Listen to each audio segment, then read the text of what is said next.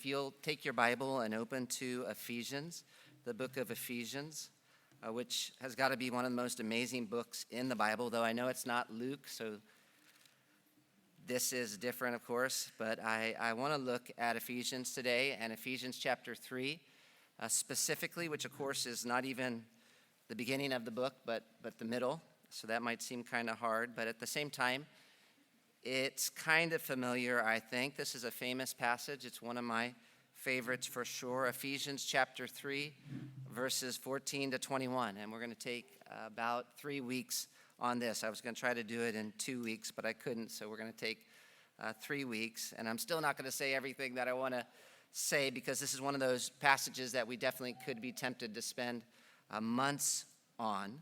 And I'll tell you, I was tempted. It's harder to say less than it is to say more. But to really get it, we would probably need to look at the whole book anyway, because it's like a transition passage, verses 14 to 21, like a hinge, because Ephesians is 6 chapters, and in chapters 1 to 3, Paul is talking about what God has done. So it's really doctrinal, theological.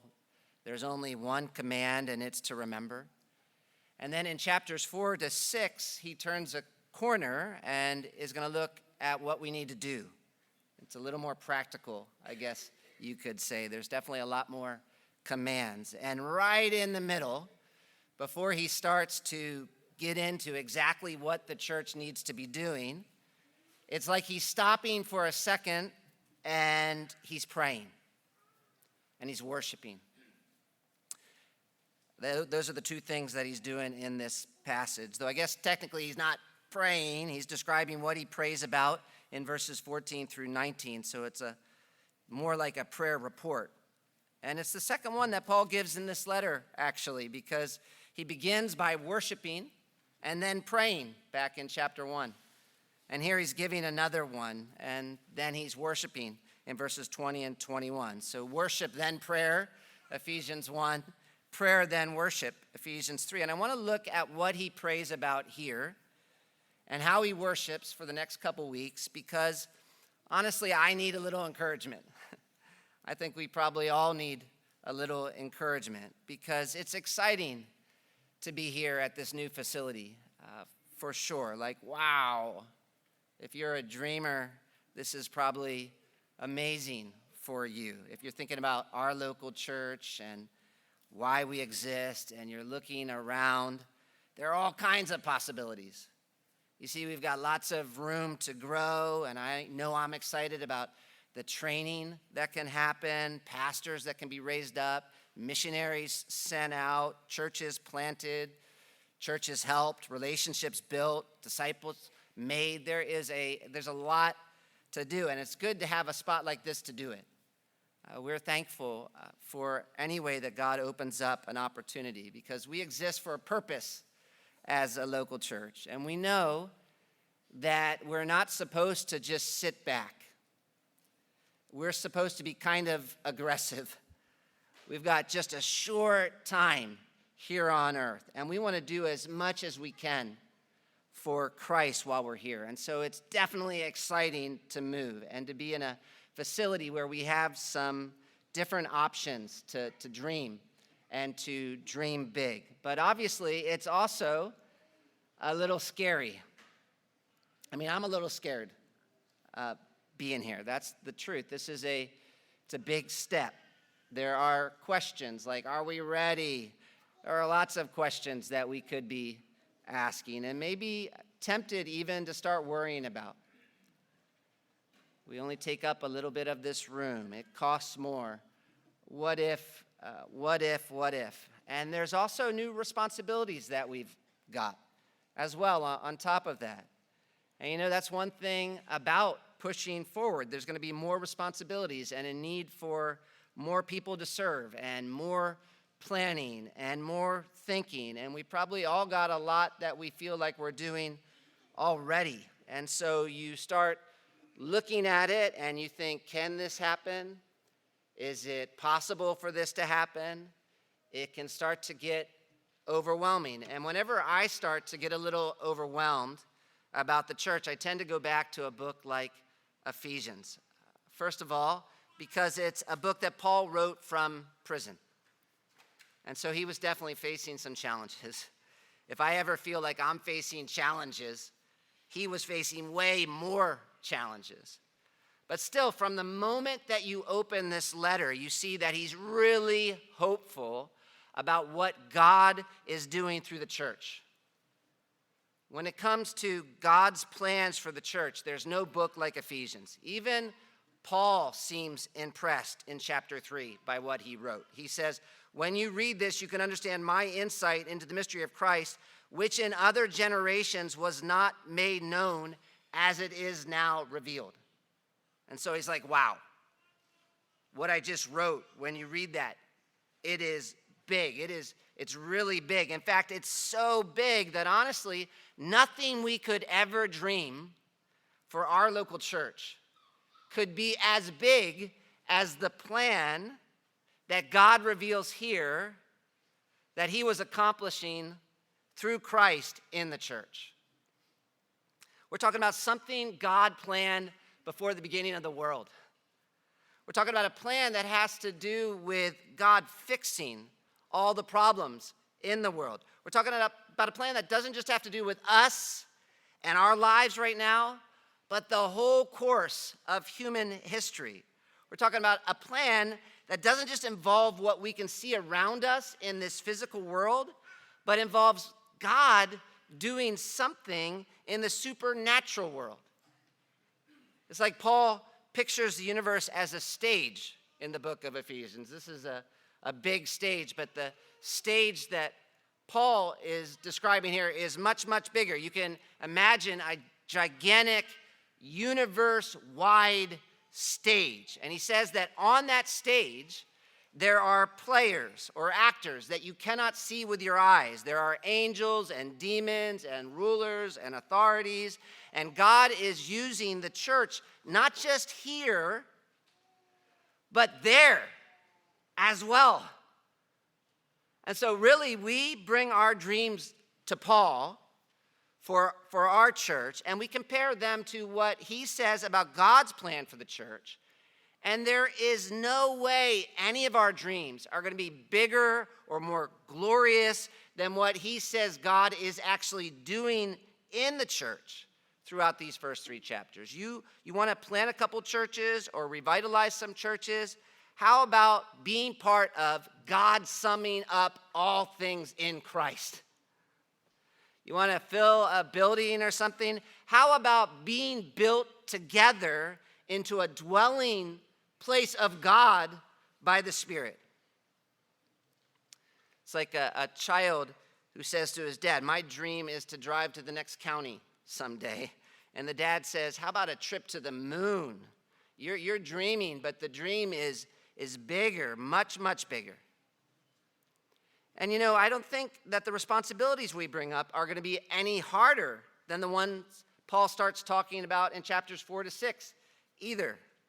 Because we think about what is hard, and maybe we think about getting here early or driving further, I don't know, teachers for different classes, all these details that can seem hard. Paul talks about spiritual war. That's how he ends the book. He begins the book, blessed be God, like there's this huge victory that God's accomplishing through Christ and the church. And we're like, yeah, this is awesome.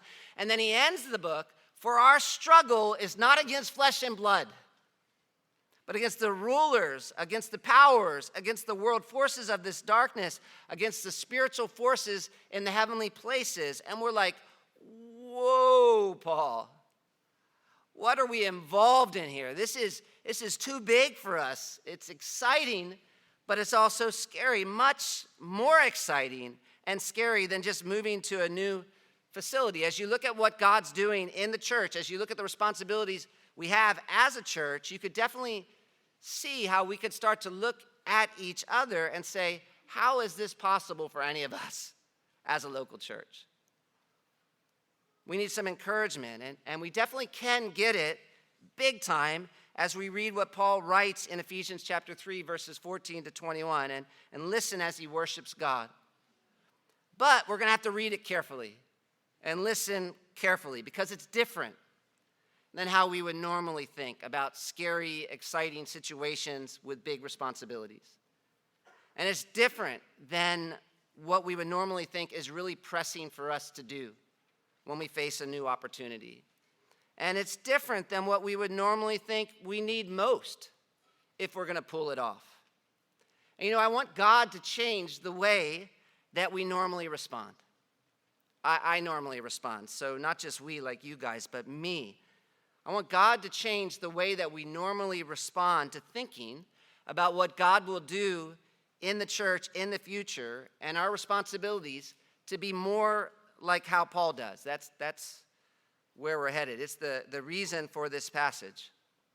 I mean, why would you tell anybody you're praying and what you're praying for them about? Like, why would you stop in the middle of a letter to do that? It's to encourage, obviously, but also to give an example. This is what you should do, and this is what matters. And we look at what he says carefully, and it is different than many of our instinctive responses as we think about the future and our responsibilities. So we need to think about this in terms of how should we change if we're going to be encouraged and be like Paul. And to do that, first of all, I want to show you his attitude. Because he understands the challenges. He's realistic, but he's hopeful. He writes, verse 14, "For this reason I bow my knees before the Father, from whom every family in heaven and on earth is named, that he would give you, according to the riches of his glory, to be strengthened with power." And I guess technically we could outline this, why Paul prays, for this reason, how Paul prays, I bow my knees, to whom Paul prays, before the Father, and what Paul prays for, that according to the riches of his glory he may grant you. And then we read one of the requests, though by the end he lists three things he's praying for. But I want this to hit you where you live and not just respond like that was an interesting lesson. And so I'm coming at it just a little differently and beginning here with Paul's attitude. Because if you look at how verse 14 begins, he says, "For this reason," which is him explaining why he's about to do what he's about to do. But what is the reason exactly? Like, how do we figure that out? Because our initial thought is probably to look at what he says right before in verse 13, where he writes, "So I ask you not to lose heart over what I'm suffering for you, which is your glory." And so Paul's just told the Ephesians about being a prisoner for Christ Jesus and the way that he's taking the gospel out to the Gentiles. And here he sums that up as him suffering for them. Or another translation would be, "Don't lose heart over my tribulations for you," which comes from a word that means to be pressed or squeezed. And so this is difficult, what Paul's going through. And you might think then that the reason Paul's saying what he's about to say is because it's so hard for them. Like, I know, I'm suffering, and for this reason, because of how hard this is for me. But actually, for Paul, it's kind of the opposite here, because he's not tempted to lose heart at this point personally. If you read verses 1 to 12, he's pretty triumphant. But he is concerned about the way the Ephesians might be responding, because he knows that if you're a Gentile believer back then, and hear about how much Paul is suffering, and you know that he's suffering for you, you're probably going to be a little sad at first. I mean, somebody you love is in prison. You hear why they're in prison, and it's because they want to help you. You might be like, "Oh my goodness, I don't want that. I feel terrible." But Paul's attitude is different. He says, "I ask you not to lose heart." Like, that's the wrong response, because this is actually your glory.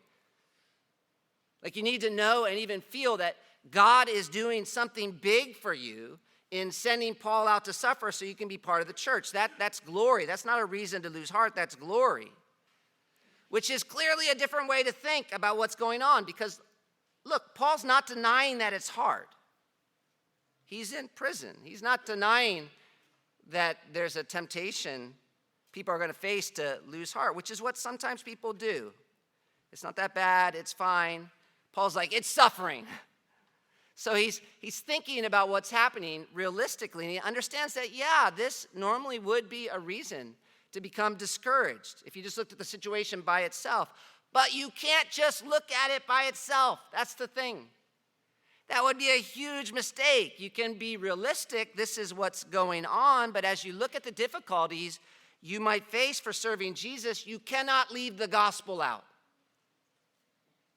Some people minimize how difficult things can be as they think about the future. Other people, though, focus on how hard it's going to be and feel like they're just being real, you know? But the problem is they're only talking about part of the picture. They're like someone who tells you what happened and leaves out the most important part of the sentence. Like, I lost my phone. And they stop there because that's bad. But they don't tell you, oh, my dad is buying me a new one. Because that changes things. For some reason, it's easy to bring up difficulty after difficulty and leave out what the gospel says God is doing in the church. I mean, we got to finish the sentence, which is one reason Paul's doing what he's doing in these verses. He knows the temptation.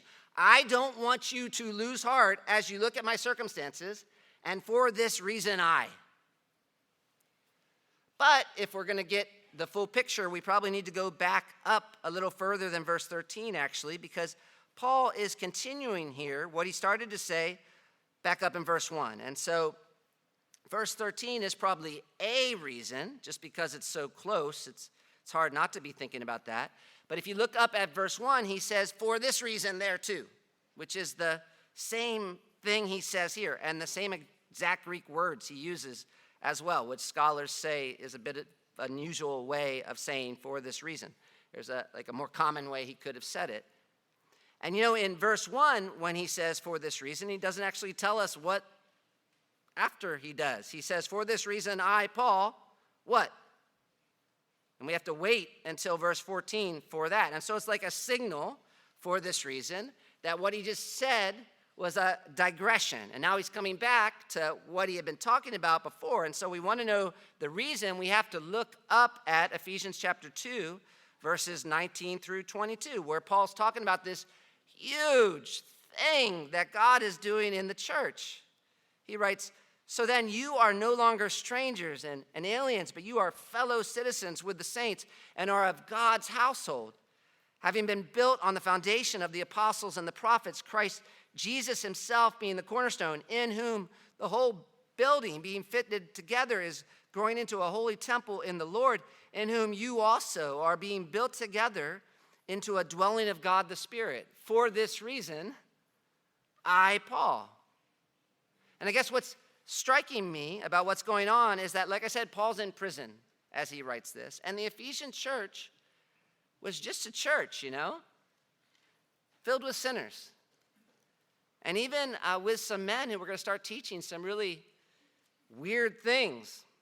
And Paul totally knows all that. And yet, while you might look at some of the challenges Paul faced and think that maybe he would not speak so confidently about what God's doing in the church, as he's sitting there in prison thinking about this particular local church. And I don't know, maybe dial it back a bit with some maybe like ifs or buts, which is what I'm tempted to do a lot.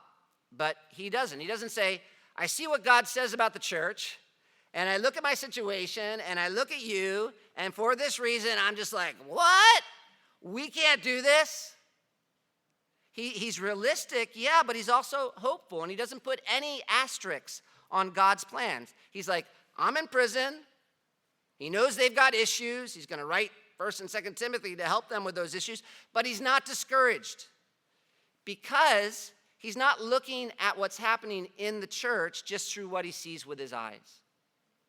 He's looking at the church through what God has revealed he's doing in the church, which is like the difference between looking at a star with your bare eyes or looking at it through a telescope. Because with your bare eyes, it looks small, of course, for sure, that's true. But with a telescope, it's like, wow, that's what we're looking at now. And so it's not small at all when you use the right instrument to help you see it. And as you think about our local church here, Cornerstone, You got to use the right instrument, because you can look at it just from what you can see with your eyes. And you're going to have a distorted perspective and either think, oh, nothing can happen of great significance, or have to pretend like we're greater than we are and we can do this. But we can be confident and still not have to pretend like, oh, everything's always going to be easy or work great. I mean, we can dream and be honest. We don't know how all those dreams might turn out right now, since pretty much the most important man in the history of the early church at this point, as Ephesians is being written, is in prison. Obviously, God works differently than we do. But big picture, we go back to what God has said he will do through the church, and we can be super confident. We should be super confident, like Paul, who looked at what God was doing and looked at his own ministry, being in prison, and was realistic, but didn't start downplaying God's plan either. What did he do instead? He bowed his knees. I want to show you the action that Paul takes. And again, it's maybe just a little different than what we might instinctively focus on when we're faced with an overwhelming task, unfortunately. Because what do? Once we're done with the I can't do it phase, what do? Usually we try to do it. We get moving. We make lists. We figure out the logistics. We come up with all kinds of strategies. But what does Paul do? He says, for this reason, I bow my knees. And that means pray, obviously. I bow my knees means pray. Though technically, he doesn't say pray, does he? He says, I bow my knees, which is a physical action, something you do with your body, that he's using here as a figure of speech, kind of like when someone says, let me give you a hand. We know they mean, let me help. Paul says, I bow my knees. We know he means pray. They call it a metonym. He's taking something physical and using it to represent something bigger, broader, more abstract. But it only works, of course, if there's some real connection between the two. And so, in other words, he can say he bows his knees as a stand-in for prayer because there's something about praying, the way Paul's praying, that is like getting down on your knees and bowing before someone. Because you do that, and what are you doing? If you think about someone bowing before someone else, you're acknowledging neediness. You're humbling yourself. You're recognizing someone else as more important than you are. If you're getting all the way down on your knees before someone. In a sense, you're kind of putting yourself in a position of weakness, right? Which is one of the things that frustrates us sometimes as we look at the future, because we don't like being in situations where it's so obvious that we're in a position of weakness or needing help. So we try to take control or hide.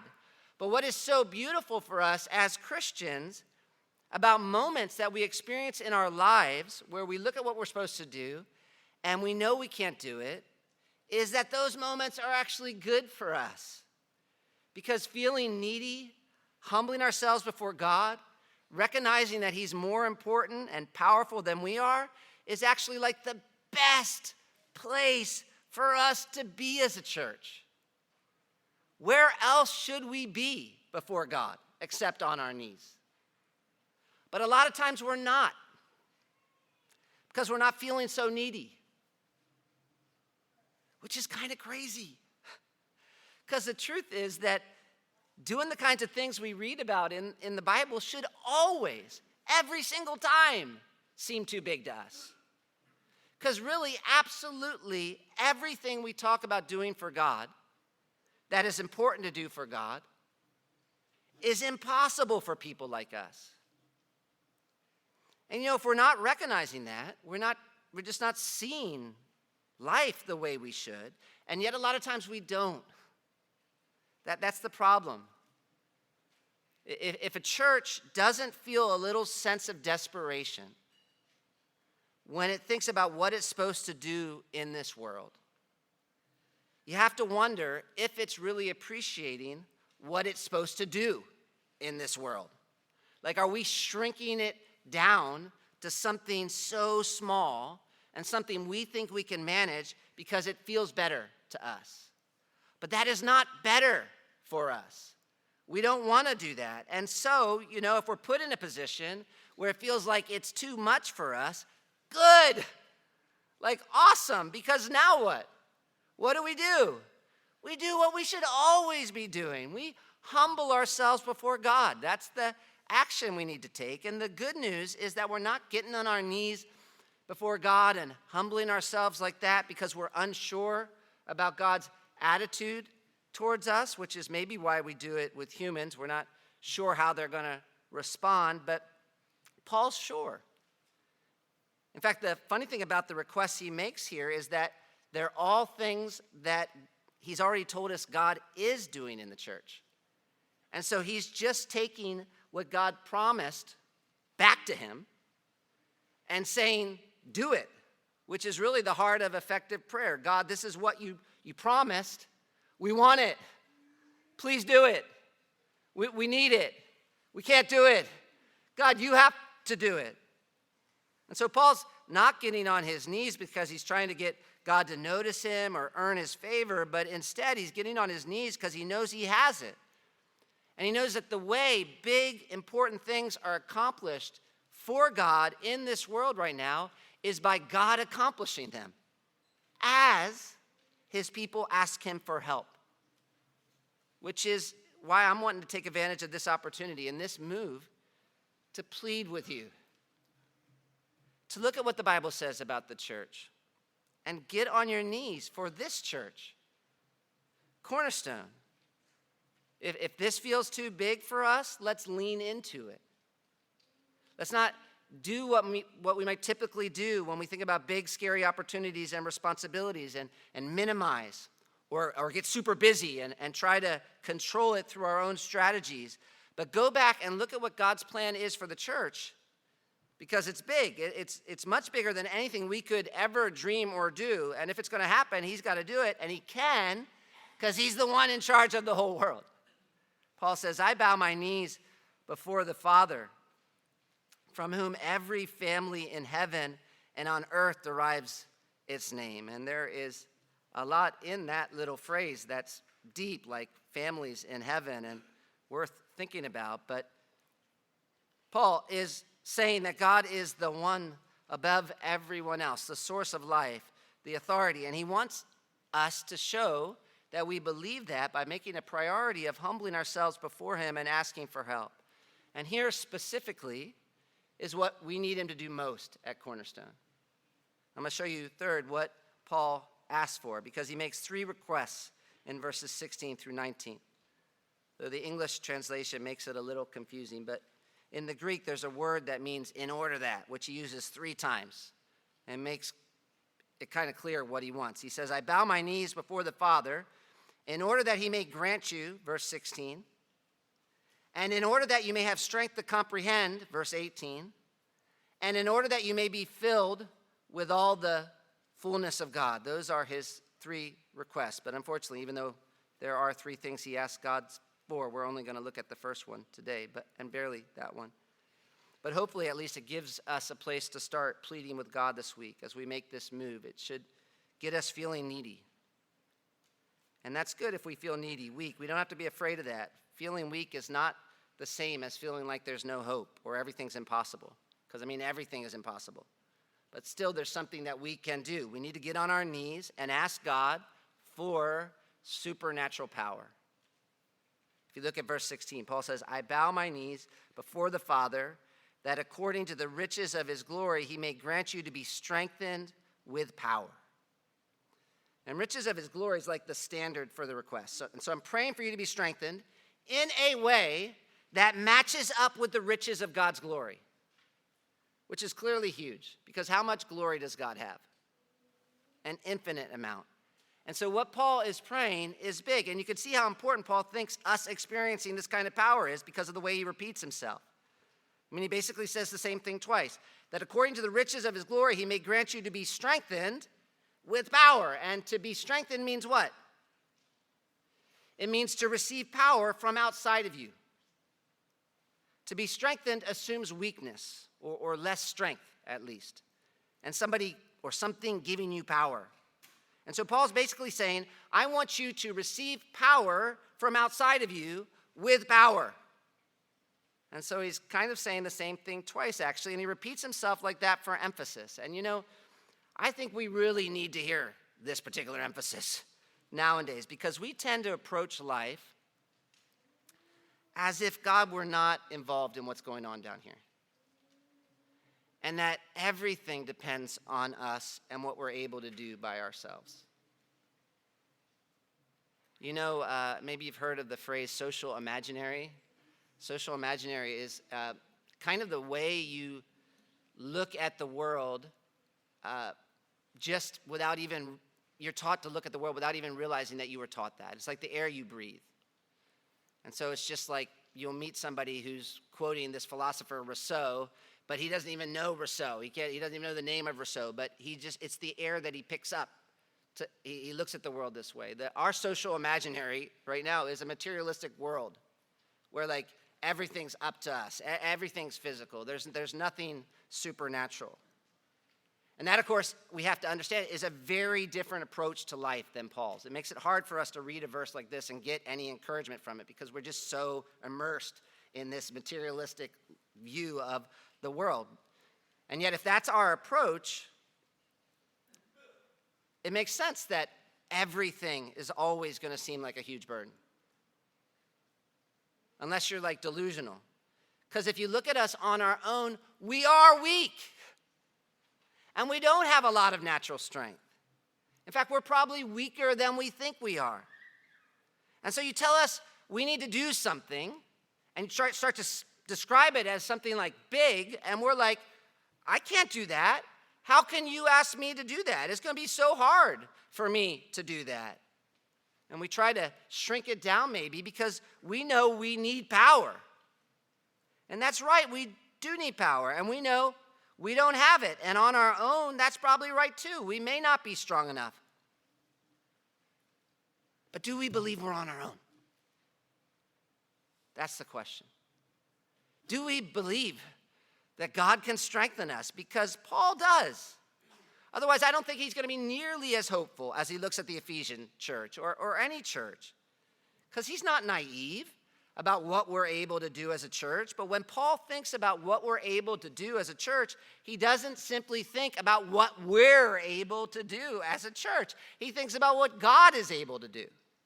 Because he believes God's alive and active and got a limitless amount of power to give out. It's like he's rich in glorious, awe-inspiring power. There's no end to his power, which is why he's a lot more confident than we sometimes are as he thinks about the future, because he thinks, get this, that there's a strength we can receive from God. A from God strength that can enable us as Christians to do more than we could on our own, which of course is why he's on his knees and why I think we need to get on our knees like Paul did. This is a chance for us to honor God. As we think about what we need to do as a church, we don't honor God by saying, God, we've got this, we can do this, we're such a strong church, look at our history, we're such an amazing church, look at us, bring it on. But at the same time, we don't honor him by saying, it's impossible then. Like, if we can't do it on our own, it can't be done, because we know that God has got more than enough power to get things done. And so he's not asking us to be super strong here, because he doesn't need our strength. But what he wants is for us to recognize our weakness and bring it to him, to receive strength from him. And you know what it's going to look like if he's doing that here. And this is important because we want a powerful work of God, but we need to be super clear on what a powerful work of God looks like. And Paul brings up several ideas.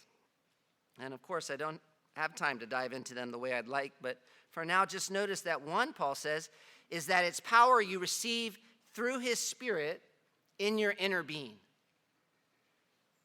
And your is plural, so it's like y'all's inner being, the part of us that no one can see, which is actually where we're most needy.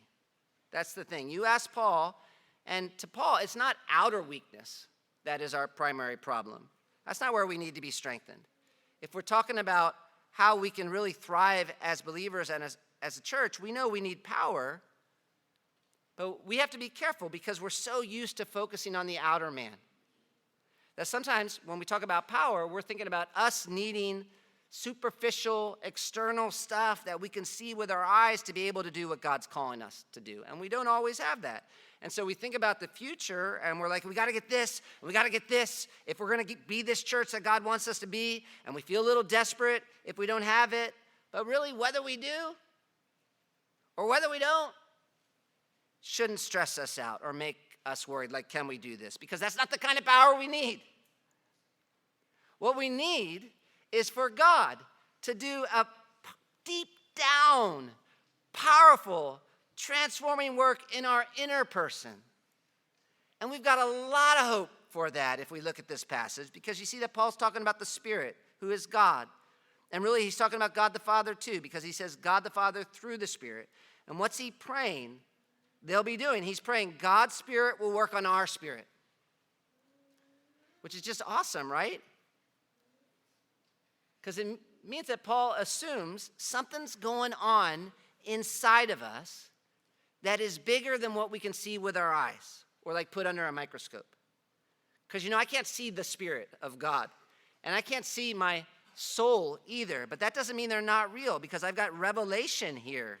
Jesus is speaking in the Bible and revealing something about what's going on in this world that I can't see. And one thing I know is going on is that the Spirit of God can produce strength where we're weak. And you hear the word weak, like weak, because I'm not talking about wicked. I'm talking about where we're weak. You don't strengthen wickedness. You strengthen weakness. And so that's what we really need to ask God to be doing. If we see weakness, and not just like physical weakness, but spiritual inadequacy, okay, that's an issue for us as a church, but we don't have to freak out. We see that, we get on our knees, and we ask for power in our inner person. And if you want to know what Spirit empowering is going to accomplish, keep reading verse 17, because Paul says, so that Christ may dwell in your hearts through faith. And he's either explaining what it means to be strengthened with power by the Spirit or the result. The translation makes it a little easier than it actually is. It's more like a string of statements that you have to figure out how they are put together. But either way, the point is that he believes that God's Spirit can work on our inner person in this life in such a way that we can experience a real, living, true communion with Jesus Christ. And man, that is where it's at for us as a church. That's what we need. That's a powerful work. Who cares what kind of building we have, or what we look like to the world, or what programs we have, or whatever, if Christ is dwelling in us? And the word dwell means to take up residence. And heart's another way of talking about the inner you. And it's actually a little bit of a unique way of talking, because Paul usually talks more about us being in Christ. And yet here it's Christ being in us. And obviously he's not talking about what happens when we become a Christian, because he's praying for people who are Christians. And so this has got to be something a little different than that. And it's a little mysterious. When you become a Christian, Christ comes to dwell in you. And yet Paul's praying that Christ might dwell in you. And I kind of fail for words, but I think what he means is Christ being the center of every part of our life in actuality, taking control of us enjoying Christ, trusting Christ. That seems to be his emphasis, since he says it happens through faith. And he's not, I don't think, talking about justifying faith. It's everyday faith. As we trust what Jesus says on a daily basis and obey, we're becoming more like Jesus, and Jesus is actually working through us in some very real way. I don't know, I guess I'm afraid sometimes we don't want to overspeak about our relationship with Jesus, but sometimes what can happen is that we start to think of Jesus more like a subject that we come to the Bible and study about, almost like even now I'm just presenting a lecture about something. And we don't always appreciate that Jesus is a living person. And so even what he's doing in and through this Bible and through the Spirit is he's speaking to you now. through his word. The risen Jesus is present with us, speaking to us now through what he's spoken. And he's a living person who doesn't only speak to us in moments like this, he's a living person who has promised to be with us, so close to us. And so you look at Paul, and he talks about Jesus a little differently than we sometimes do. Because he didn't think of Jesus as just so far away as he was out there living his life. Or of like union with Christ as this like concept for our heads to know. But he says things like, listen to this. For this I toil, like I'm working, struggling with all his energy that he powerfully works in me. For I want you to know how great a struggle I have for you. I'm toiling and working as Christ is producing energy in me, which is why I can describe this as the struggle I have for you. And later he says, for God is my witness, or another place he says, for God is my witness, how I yearn for you. Listen to this. I yearn for you with the affection of Jesus. It's Jesus' affection. I'm yearning. Or, you know this one, it's no longer I who live, but Christ who lives in me. And we're not Paul, we're not apostles, but you look at what Paul's saying for us here, and he's praying about God, the Father, empowering us through the Spirit so that Christ is able to dwell in us. And I guess I just wonder if his view of the Christian life isn't maybe a little bigger than ours sometimes is. Which I think is why maybe sometimes we think about the church and we dream so small. Or we dream in ways that are just a little weird. Like they're big, but they're weird because they're mostly about us and what we can do. I know I've heard people paint their vision of the church, and I'm like, that sounds more like a business or a brand. And that's just as big a mistake. As we make this move and we think about the future, we want to be realistic but hopeful because we're not confident in our own abilities, but humbling ourselves before God for what? A powerful work of God that takes place in our inner person that enables us to enjoy our relationship with Jesus and that makes us a community whose entire lives are characterized by sacrificial love. See how Paul describes us as being rooted and grounded in love in verse 18. And I don't know if it's love for Christ he's talking about or Christ's love for us or our love for one another. I think it's probably all three. But if we're here and this move has got us thinking about our church and what we should be wanting for Cornerstone Bible Church, that's a good thing because reading Ephesians, God has big plans for the church. The church is a big deal to God, and so we should have dreams for our local church, but not ones right now that look basically like all the stuff that's really just exciting to every single unbeliever out there. We're not like asking God to do stuff here that some worldly non-Christian CEO could figure out how to do. We're asking him to do a really powerful work in our church that produces spiritually mature people who trust Jesus and look like Jesus and love Jesus and have a living relationship with Jesus that overflows in us being the most loving people we can possibly be, which maybe sounds smaller than some visions of the church you might hear different places, but honestly is way more impossible for us than any dream that I could come up with, and way more exciting too, because if God is doing this in us, then no matter what happens, where we are, what we look like, we can be absolutely confident that we really are playing our part in God's great big plan to glorify himself through Christ's work in the church. And so like Paul, let's be realistic about the challenges we face as we move, and yet confident about the future, because we believe God's involved in this world. And we can ask him for help. And so we're here, and this is our first week, and we're excited, maybe scared, and it's an opportunity for us to honor God as God by asking him, first of all, for this kind of supernatural power. Lord, strengthen us with power in our inner spirit, that we might know what it means for Christ to dwell in our hearts through faith. And be a group of people who are rooted, like whose roots go deep down in the soil of love, and who are grounded in Christ's love and really overflowing with his love for one another. And so I'm going to ask you now even to respond by praying that God would do this. This would be a pretty silly sermon if we didn't actually respond, wouldn't it? And so why don't you take a minute and ask God, in light of what Paul prays here, to do the impossible that only he can do at Cornerstone Bible Church.